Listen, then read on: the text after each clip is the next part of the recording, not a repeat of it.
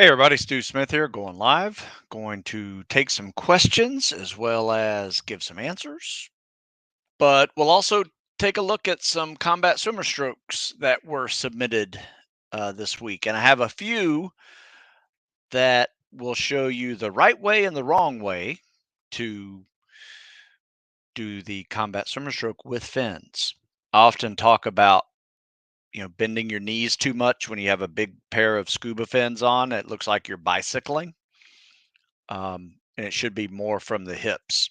So just we'll take a look at that one in a minute. Those two different dudes. One's swimming it correctly, one's swimming it incorrectly, and you'll see the difference. All the power comes from the hips. Then we'll do a few with out fins as well.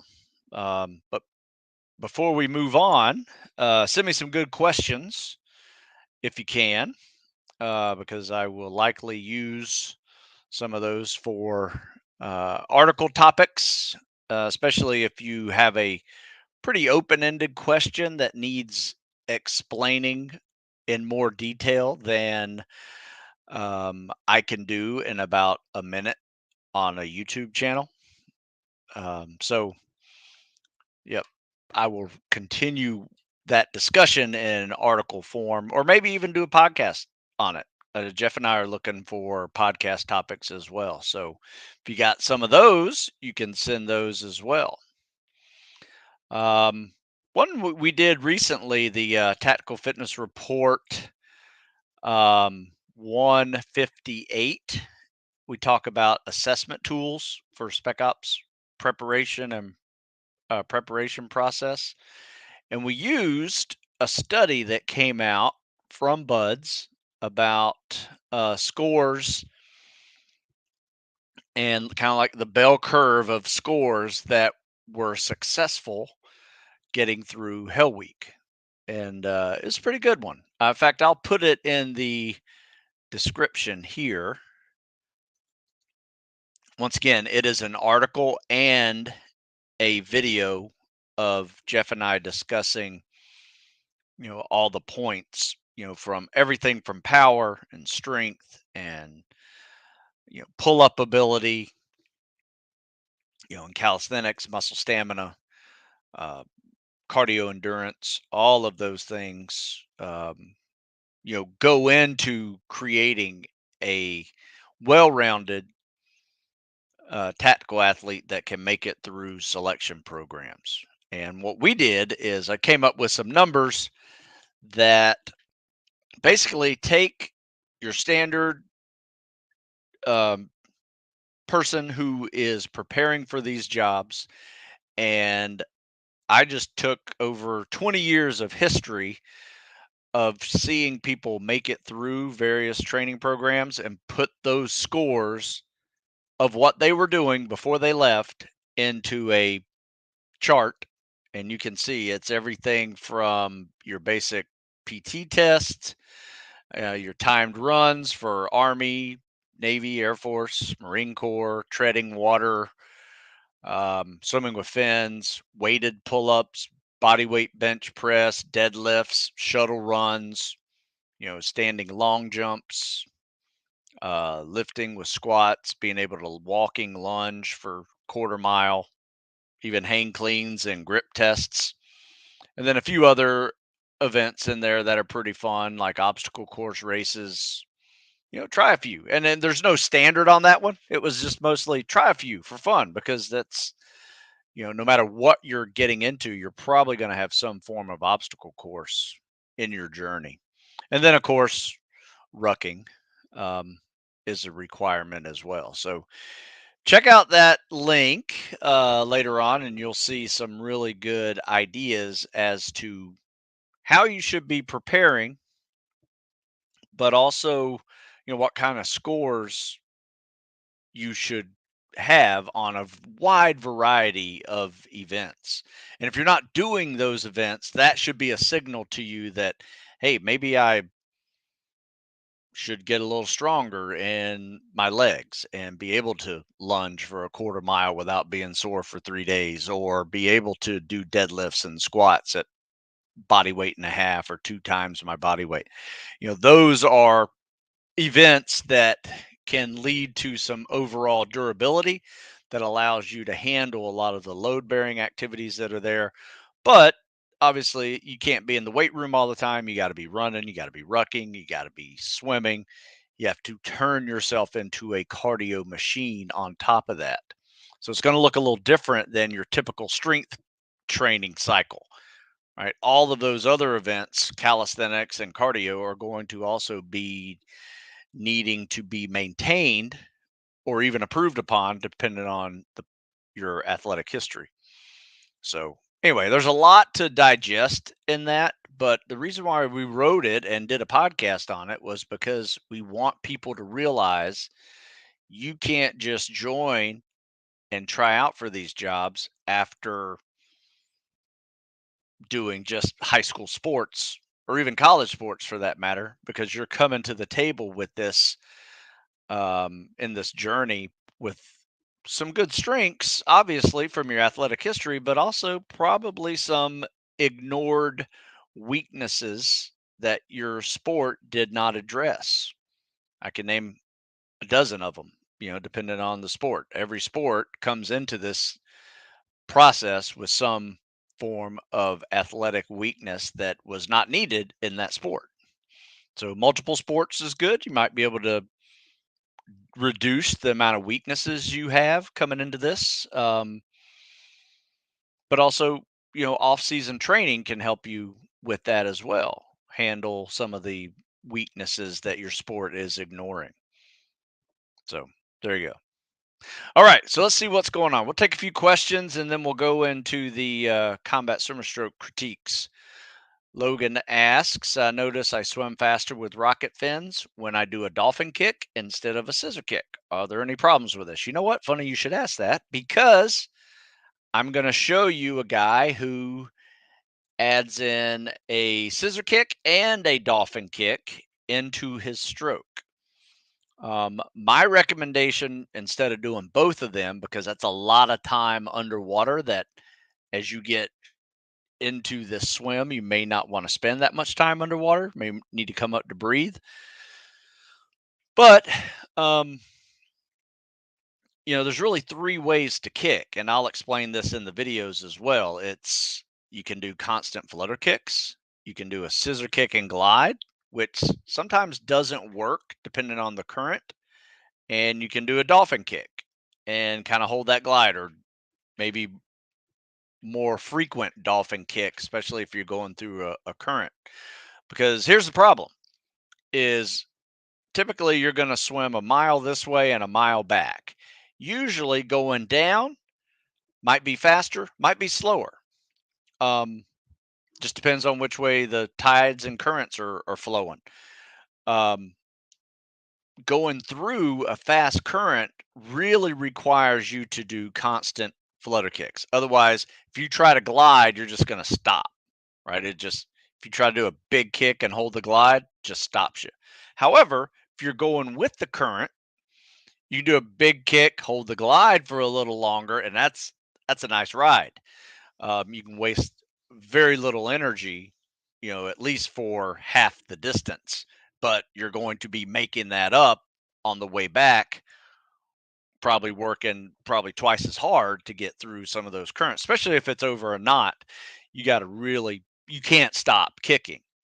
So that's where the scissor kicks don't come in well, and the dolphin kicks by themselves don't come in well, and a constant flutter kick is really the only thing that's going to get you through that. So it's really situational dependent on what kind of kick you want to use. In a pool, play around with all of them.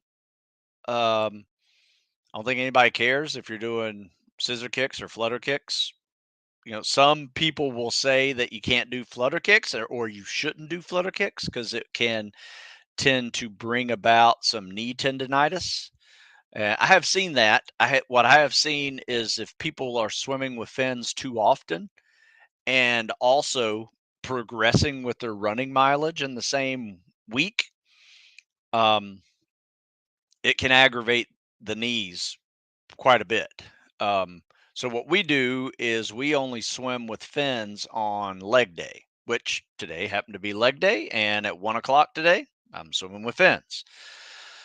So, um, but the other days we are treading, we are, swimming without fins. Sometimes, so it's around 2 or 3 times a week we swim with fins, right? And then the other days we're maintaining our swimming without fins and working on pool skills, drown proofing, underwaters, just regular swim conditioning, just so you can maintain that 500 or more. All right, best advice: set and reps to get better at egg beater. Huh. Well, practice egg beater, but you need to also practice your mobility. For most people, they cannot do the egg beater properly because they lack ankle, knee, and hip mobility. In fact, I think I mentioned this yesterday.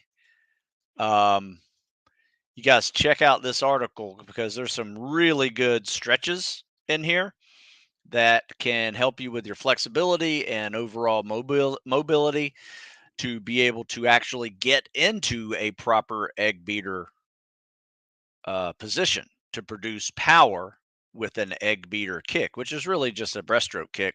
It's just alternating legs. Um, Sets and reps. Question doesn't really make sense. My recommendation is just go for time. 10-minute tread, no hands. If you can build up to that, I think you're pretty solid. We usually do treading as a warm up or a cool down. Every time I am in the pool, we will do some form of treading with fins, just vertical swimming for 10 minutes as a warm up or a cool down. And we will also tread 10 minutes without fins on upper body days and, um, as a 10-minute warm up or cool down. Now, you may want to build up to 10 minutes and maybe start off with 5, maybe swim for 5, tread for 5, but eventually I would say you want to build up to 10 minutes just to be solid. And it's a good workout. I mean, it's literally vertical swimming. So I consider a 10-minute tread very similar to a 500-yard swim. Easy pace, if you can swim a 500 in 10 minutes, it's not that hard, especially if you're swimming at 8. Um, but it's about the same amount of exertion, I feel. Treading sucks, and if you don't do it, you're stupid. You got to practice it. Hey, Stu. Good morning. As for rest weeks, how often do you prescribe them for guys? I realistically, for running purposes, how will you how will a week off hurt you? Feeling overtrained right now. You know what? I don't take weeks off in general. I will do a deload week. And what we would do during a deload week, like right now, actually, we are in a running deload week. However, we're replacing running time with fewer repetitions as calisthenics, but weighted. So every calisthenic we're doing is pretty much a weighted event. So we're doing bench press and kettlebell swings and weighted lunges, weighted squats, deadlifts or RDLs. Um, so instead of like Murph level repetitions, we are cutting those and well over half and just adding weight, but we're also cutting our running in half. I think we ran about 30 to 35 miles last week. This week is going to be less than 20. I think I counted it up today. It's about 18 actually, but they're fast. Now, that is how we do this little block periodization model where we go 3 weeks of calisthenics and cardio focus and a running progression, 1 week of deload, less cardio, less time running, still cardio, less calisthenics, adding some weight. So it's more of a maintenance week for strength. Um, I don't recommend taking a week off from running. I will tell you this: if I take a week off from running, when I start running again, it's like I've never run before in my life. and it's awful. So what I do, if you really need a break and you don't feel like the deload that I just mentioned is enough break for you, try 5 days of mobility days where you would go into the gym same time so you don't lose your habit of training. Because it's real easy to get out of habit of training. All you got to do is take a week off and you'll see getting back into it kind of sucks. So what we do is in fact, I did this last year when I was kind of battling some injury and an illness at the same time. So I just took a week and did mobility days, 5 minutes of biking, 5 minutes of stretching and foam rolling, did that for an hour. And then I went into the pool, just treaded water for 10 minutes, and I did dynamic stretches in chest deep water for 10 minutes, and I was done. So it took me about an hour and a half to actually do that, but I didn't even break a sweat. So it wasn't hard, but it was a nice recovery day, and I did that for an entire week. And then, I gradually, during those 5 minutes of cardio, I'd gradually start picking up the pace. And I noticed when I did that earlier in the week, I had some bronchitis going on and, start flaring up my lungs. I was like, all right, it hurts to breathe again, got to pull it back. But I was also, kind of nursing a knee injury, or it was ankle injury. Um, so I couldn't do a whole lot of swimming and couldn't do any running because it just hurt. So anyway, what we did was did a week of mobility days. That is what I would recommend versus taking a week off. Even if you're overtrained, that is not something that is going to overtrain you. It is more of a it's a real recovery week. But you can also practice stuff too, like treading, drown proofing, things that aren't really hard physically, but you got to practice some technique. Not a bad time to take it during a deload week. Good question. That's a really good one, actually. I may continue on with that one and explain it a little more for people um, in the article format. All right, ask another. Nothing wrong with that. I like questions. So probably a dumb question, but for the more dedicated candidates you have, Naval Academy guys, how often do they enter into adventure races or marathons? Do you advise it if you have time? Good question. I've had it many times. During the fall is when all the races tend to be. So we've had some go do go ruck challenges, which are a lot of fun, good team building stuff, good ruck preparation type events, even log PT, good to do. But we've also had some do like 50-mile races. The JFK 50 miler is here in DC. There's a 100-mile race that's not far away. I don't recommend those guys doing them, but for some reason they do them anyway. And there was one guy, actually more than one. There's been a couple guys that got hurt and could not run for like 2 months afterwards.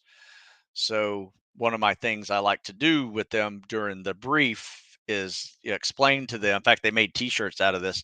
There's a fine line between mental toughness and stupid. That was one of their running shirts they did with the 100-miler. And I always say, hey, look, I'm going to run 25 miles this week. And the next 4, maybe even 6 weeks, I'll be running 25 miles a week. And I'll get 150 miles in these 6 weeks. Let's see who does the most miles in 6 weeks after you do this 100-mile run. And it's always funny because there's always 2 or 3 guys that get stress fractures or horrible tendonitis that they come back and they can't run for 5 or 6 weeks, and I outrun them. And so I said, so what's better for you? Is it 100-mile event, or is it 6 days a week accumulating 25 miles a week for 6 weeks? Well, I know the answer for that one. Just the daily grind of getting out and doing something every day, that is mentally making you tougher. You wake up in the morning and go for a 4-mile run and don't feel like running. That is mentally making you tougher. Going at mile 80, yeah, I could see that mentally making you tougher, but it's also breaking your legs. So you have to juggle things like that. Um, I do recommend them doing like Spartan races and things like that. Those tend to be on a lot softer ground and just a lot more fun overall versus just getting bored running for 10 hours.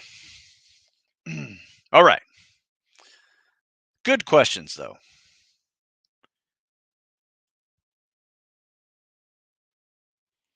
All right. So let's see what we got here. What's life in the teams right now as an officer? I spent the last year getting in shape and planning on submitting a package for 2023 for SOAS. Any thoughts? For those who don't know what SOAS is, it's SEAL Officer Assessment and Selection. It's just a longer process to become a SEAL through the officer pipeline. You got to go through SOAS, which is only held during the summer.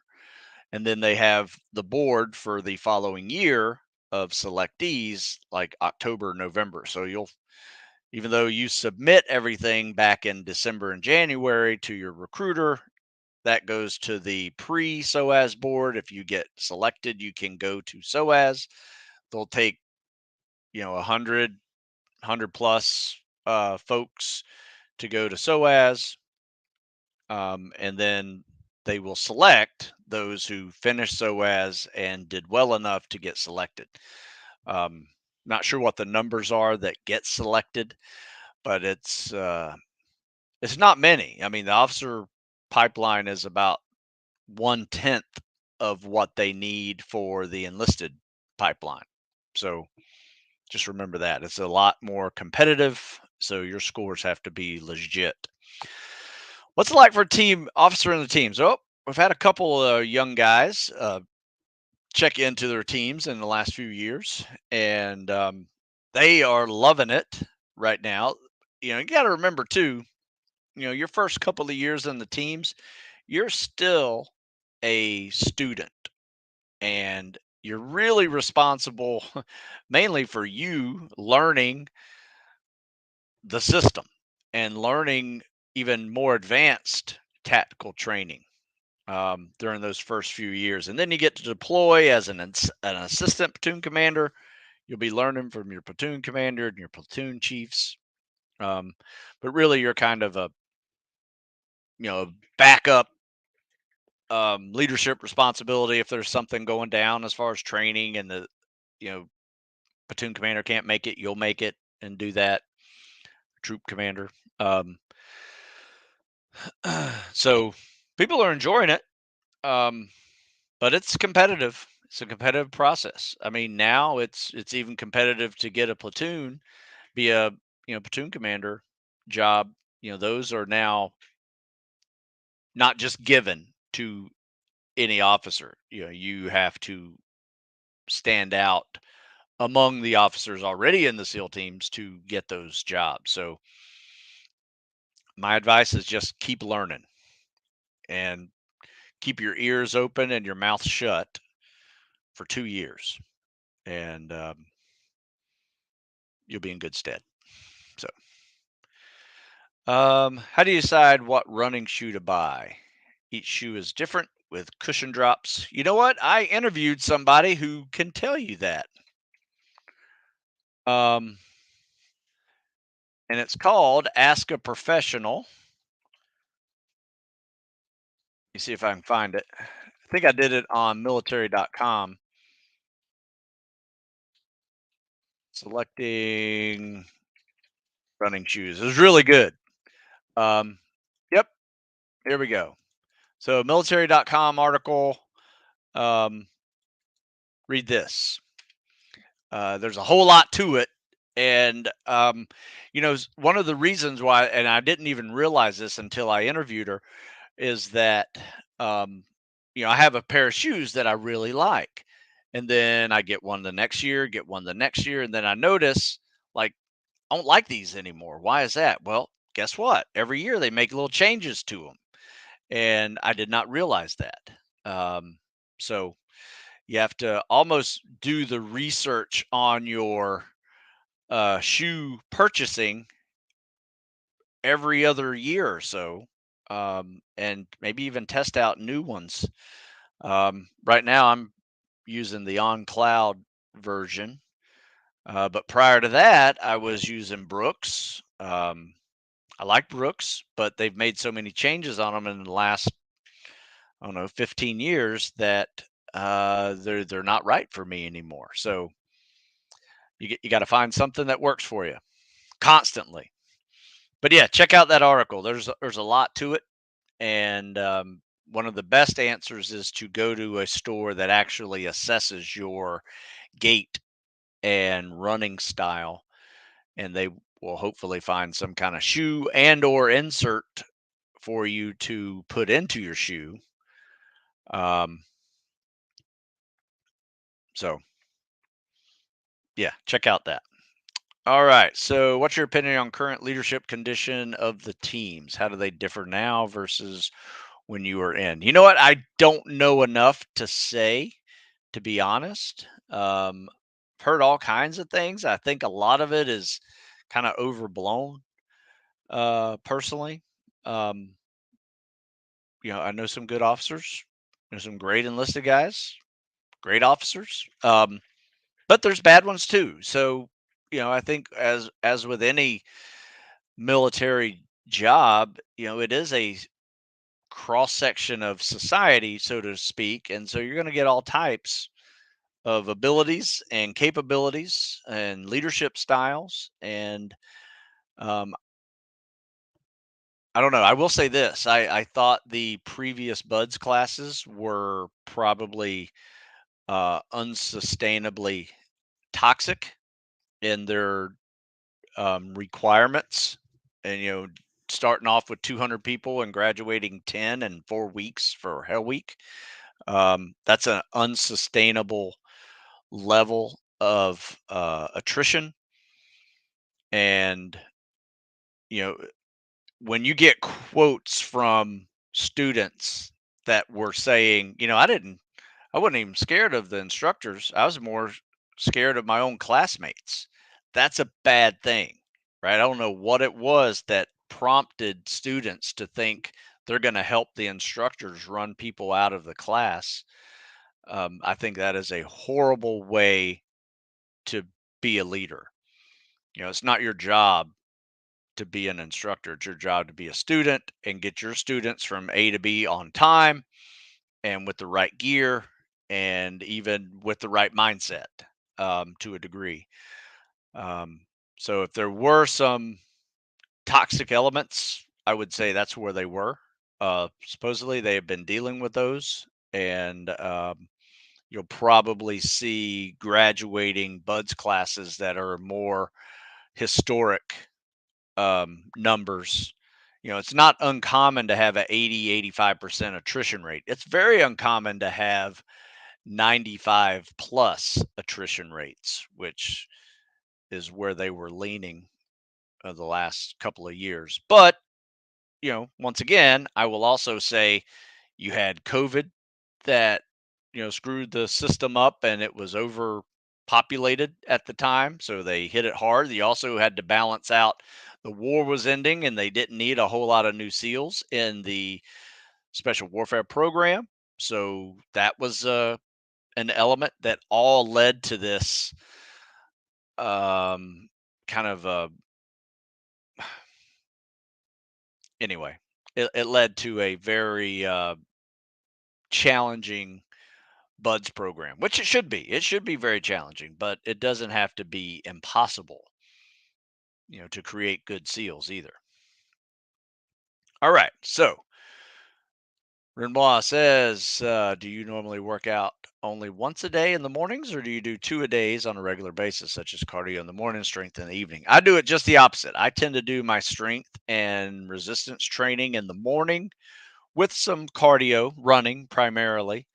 However, depending on my pool schedule that I swim, we will either swim immediately after that workout, or like today, I'm swimming at 1 p.m.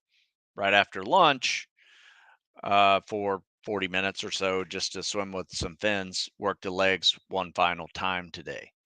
So it's one or the other. So sometimes it's just an extra long morning, or it's broken up into two with a swim later in the day. So started practicing the CSS a couple days ago. My right side is 50 seconds, left side's 120. Yeah, keep practicing your right side a little more. And think about what you're doing when you switch over to your left side, because you really basically have to mirror image what you're doing properly on one side and figure it out on your left side. It's literally like throwing right-handed and then practicing throwing left-handed in the same day. So it's not easy, but it just takes a little practice. So yeah, you're obviously doing something right if you're doing 50-second 50s. Send a video of both and we'll critique it. Hey, while we're on the topic, um, let me take one more question and then we'll go into um, some CSS.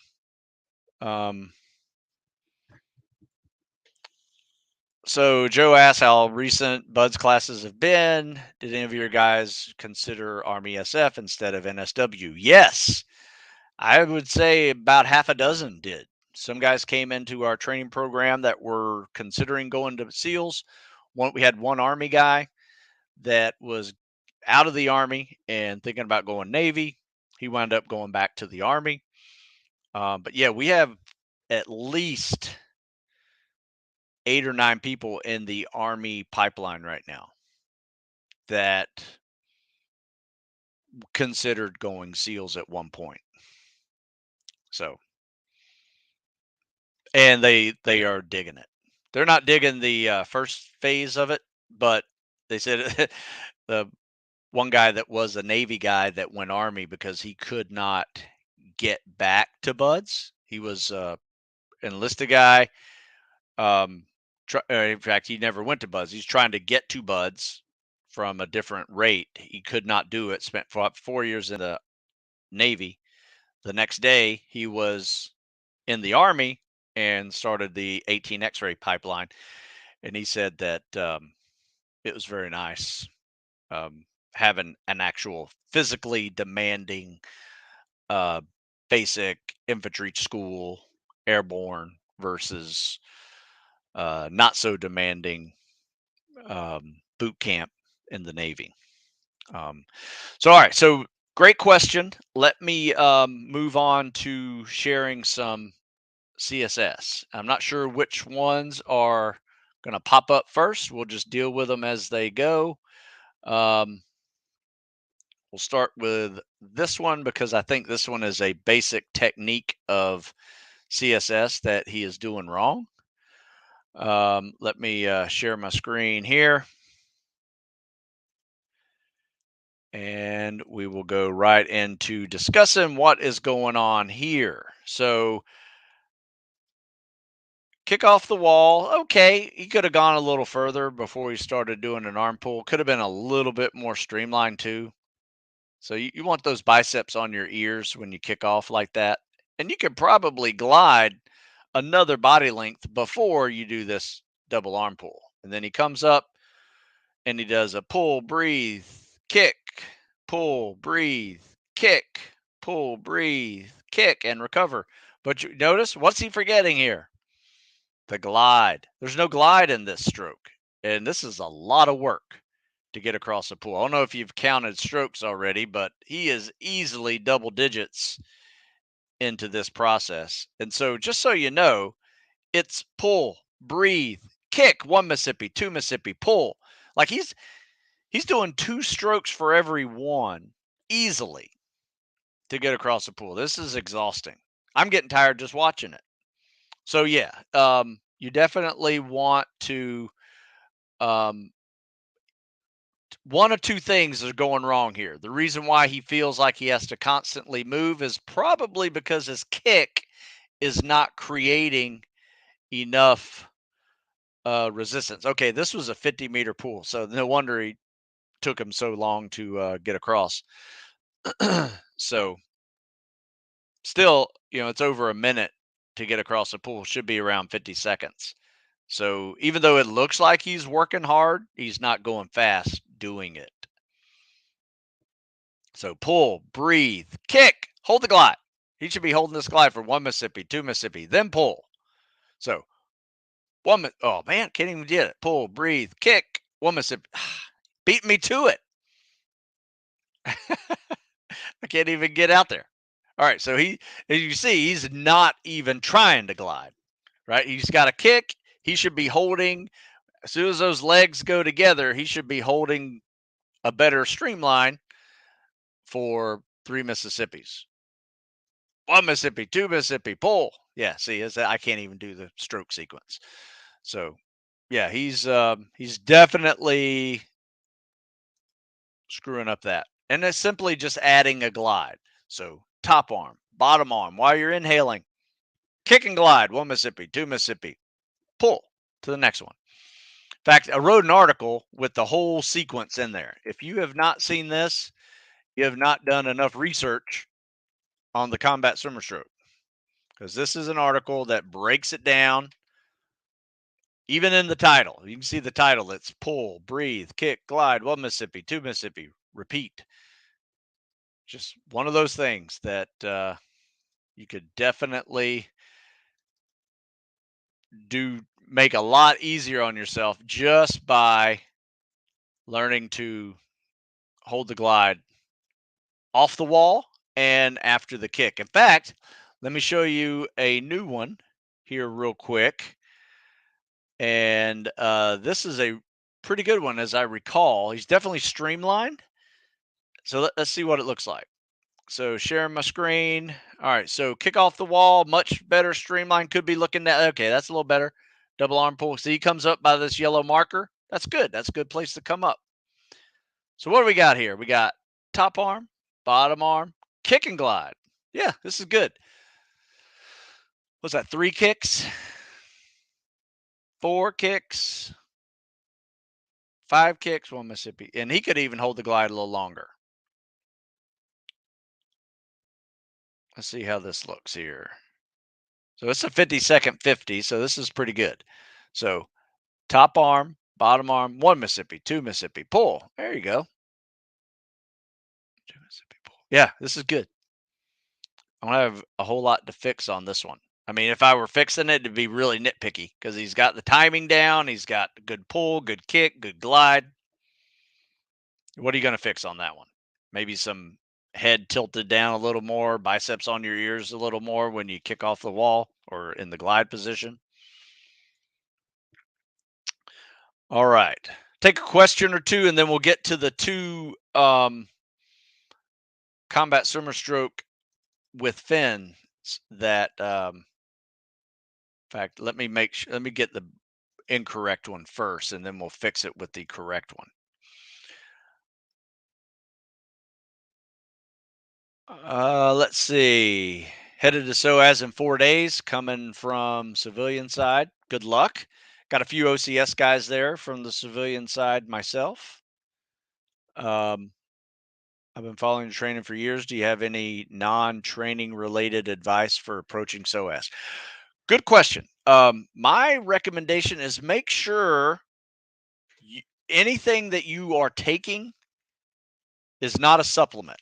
There are guys getting sent home for having anything that looks like a supplement in their bag or room.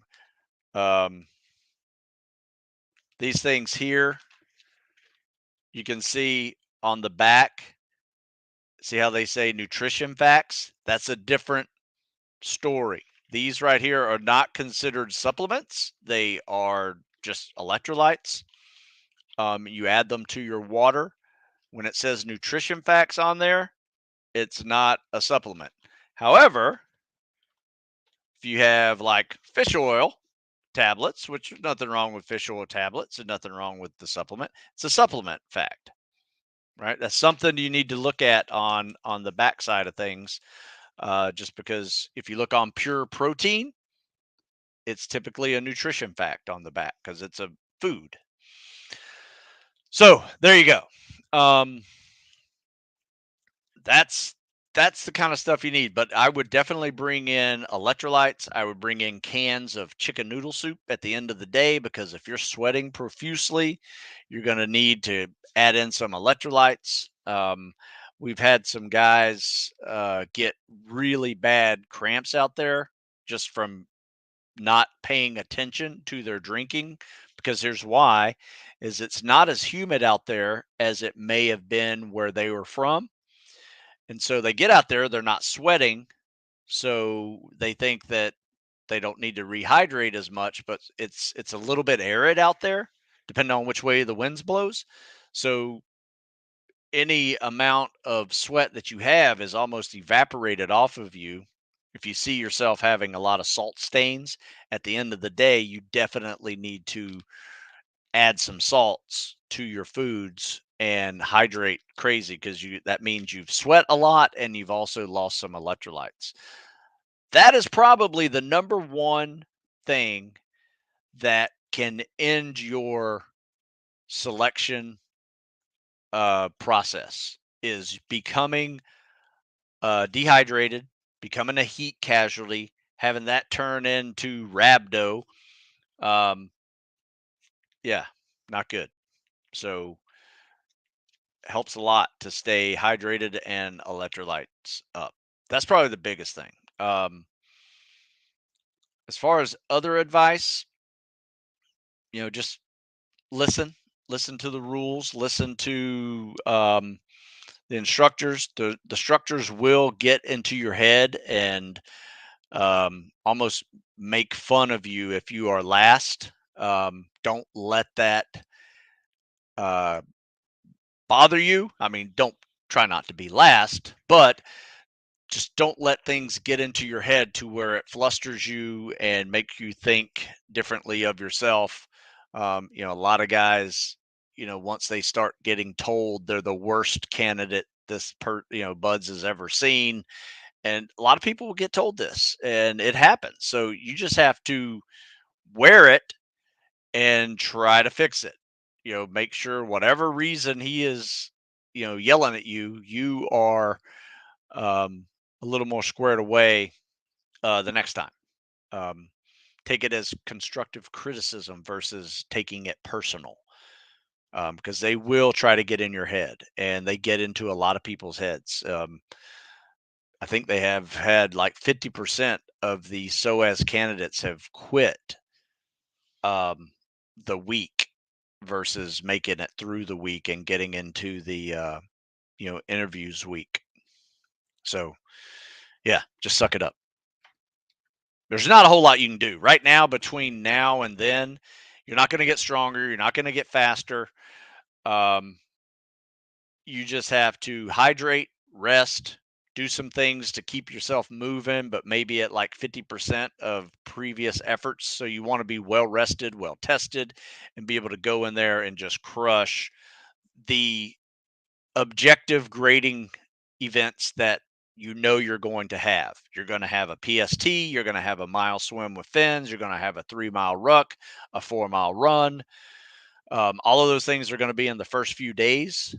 Just be prepared to do them, and you know, mentally prepared to crush those things. But also know how to pace yourself so you're not blowing it out on the first event, right? So you gotta think about it strategically.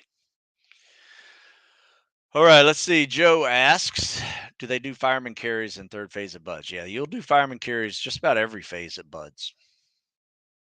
Um, it is an event, and it is also a punishment. So if you're not doing well in the runs, you'll be considered a member of the goon squad, where you will be forced to run another several sprints until you win one. If you're not going to win one, they'll take the last few guys and make them fireman carry up and over sand dunes. Not fun. So it is a form of training, but it is also a form of punishment. Kind of like the push up. You'd be dropped for push ups all the time for doing something stupid. you'll be putting in a fireman carry for doing things um, slowly or stupid as well. All right, hey, let's go to another CSS critique real quick. This one is a swim with fins that I think is incorrect. Yeah, so he kicks off the walls, got some pretty good dolphin kicks going to get some momentum. But if you notice what's happening here. And I'm going to bring this in a little closer if I can. What the hell? Can't do it. Hmm. Oh, well. All right, let's see. This makes it a little bigger, a little too big. What the hell? All right. All right. So anyway, let me get back to this guy. So there's a term called bicycling, and you see how his knees is bending. He's looking like he's riding a bicycle. If you're doing that, you're not swimming with fins properly. Um, so got to fix that. That's all.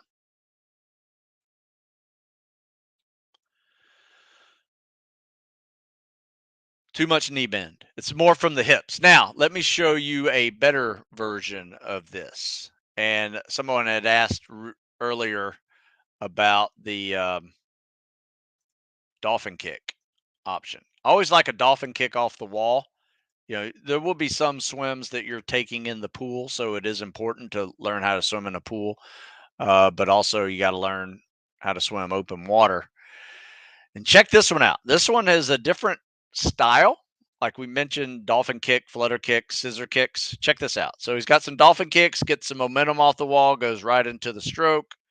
And he's got a scissor kick followed by a dolphin kick and just holds the glide. And basically, he is doing everything right as he's kicking and he's staying underwater gliding until he needs to breathe. And that's when he pulls his arm. The only thing on this one is, um, I personally, it really kind of depends on which way the current's going. If he's swimming with the current, I would definitely do this because there's a nice little glide to this. Doing a big scissor kick, holding the glide, doing a dolphin kick. Yeah, you might be able to get through a current, but I think you're going to get through a current a little better with just constant flutter kicks. So I never felt good doing a scissor kick on my weak side. So on my strong side, I would do a scissor kick with little flutter kicks, right? I never got into the dolphin kick thing.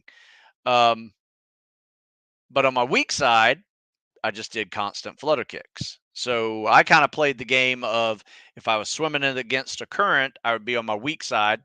But if I was swimming with the current, I was on my strong side, just enjoying that glide phase after every scissor kick. You have to figure out what strategy works best for you. So that was a good one. Let's see. Is there a grinder in third phase on the island? Yes, there is. Concrete grinder. What does a successful SOAS package look like? Whew, you're asking big questions here.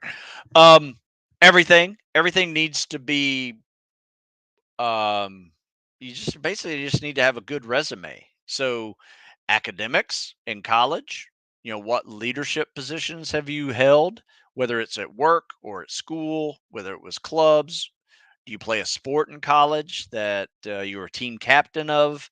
There's a lot of different packages that depend on the person, and they don't take just one kind. They'll take multiple people. In fact, this next SOAS class, or maybe a previous SOAS class, there's a guy I know that didn't play sports, did well in college, but he made it big in the financial world and wound up being the head of a hedge fund, making a lot of money.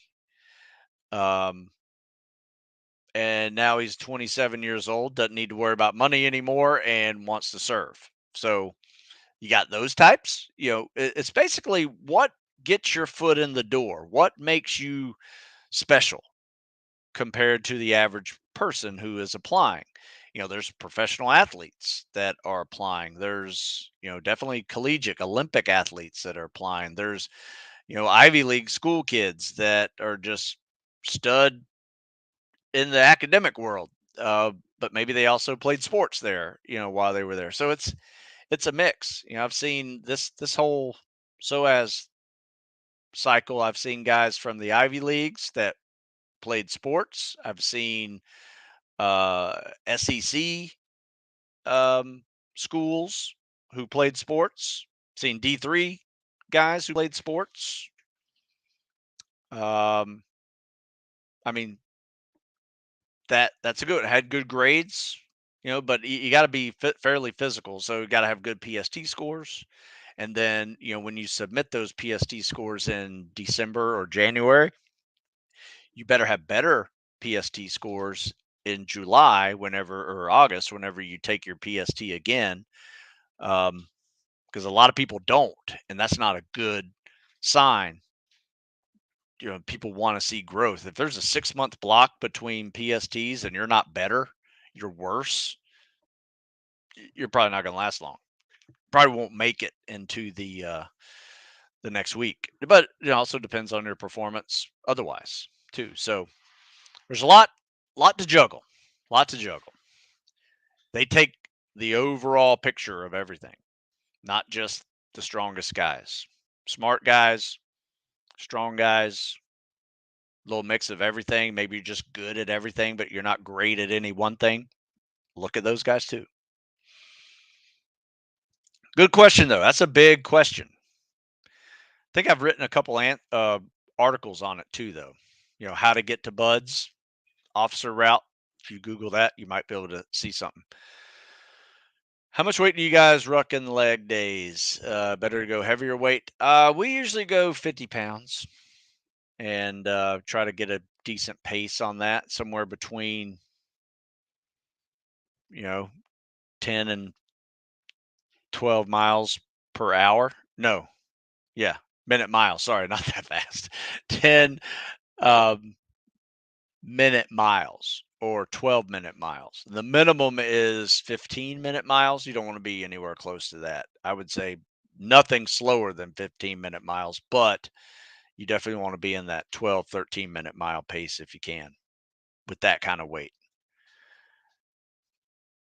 You ever heard about the UAV special unit in Israel? Nope, have not. But I would imagine there's a bunch of those in that area of the world. Also, is it same to practice the CSS or freestyle with a bungee belt? Yes. I did. Like when COVID shut down all our pools, all I did was do freestyle and CSS with a bungee belt, and I used a backyard pool that was about, I don't know, maybe 15 feet, and just stayed in one spot and did my 40-minute swim or 45-minute swim and call it a day. I like those things. Highly recommend them. If you don't have access, in fact, if you're don't even have pool access, a couple of times I went to a lake and just hooked it up to the end of the dock, and it wasn't a big lake. Plus, I didn't feel like getting too murky and seaweed and whatever, lily pads. So I just stayed in one spot and did the bungee belt that way. So yeah, and it's safer. You're not in the middle of a lake somewhere and catch a cramp. All right. Well, I think we've hit everything so far. I will say this: if you guys are looking for more CSS videos, you like those? Um, got a whole TikTok page devoted to me critiquing CSS submitted videos. Um, and it's just me using the voiceover feature to say you're doing this right, doing this wrong. Check it out. I usually post there 3 or 4 a week. Got over 100 on there. Some really great ones, but also some really bad ones that you may be experiencing. some of the same common issues, whether it's a poor kick or a pull or poor pull, or maybe popping your head up too much to breathe. All of those are little things that can definitely cause problems. Final thing, latest articles over at stewsmithfitness.com. Check those out. Just click the articles link on the drop down menu, or if you're on a regular computer, you'll see it horizontal menu. Also, there's books, ebooks, coaching programs over there. Check those out, and you can save 20% by using the coupon code COMPETE20 and save 20%. So, hey guys, thanks for listening. I will catch you guys next week, where we'll discuss more of the same. Great questions today. If you, for some reason, did not get your question answered, just email me, stew@stewsmith.com, right here, stew@stewsmith.com, and happy to answer you one-on-one using email. All right. Well, that is it. You guys have a good one.